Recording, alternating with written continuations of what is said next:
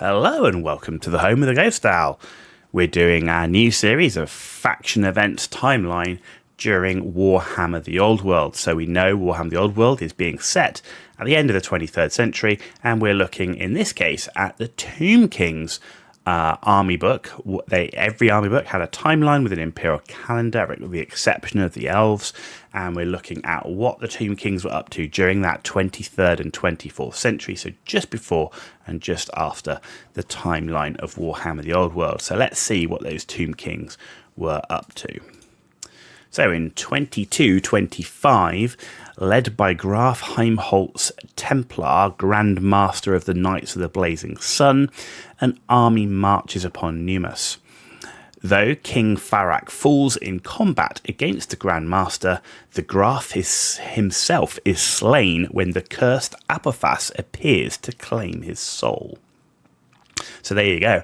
Apophas, who was a legendary hero in the Tomb King book, was active during the time of the Old World. 2350, Arkan the Black forms a temporary alliance with the High Queen Khalida, and together they travel to Sylvania. As Khalida smites the vampire lord Mandragon, Arkan recovers the staff of Nagash from his coffin. And that's it, ladies and gentlemen. That is all that is in the Tomb King's timeline during the 23rd and 24th centuries.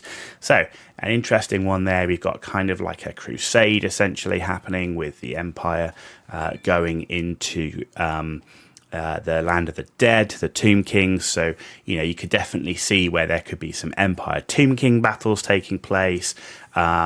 We know that Arkan the Black and High Queen Khalida, certainly, yes, it says 2350, but they'll be certainly active before that. So in theory, they should be represented in the Old World. And we've got confirmation there of Apophas also being active in and around the time of the Old World. So whereas many races like the Empire and so on, the legendary lords and heroes that we had in their army books weren't alive yet for Warhammer the Old World. Certainly for the Tomb Kings, all of those legendary lords and heroes were alive and were active in various parts of the world, but mainly in the land of the dead, certainly during the timelines that the Old World is set in.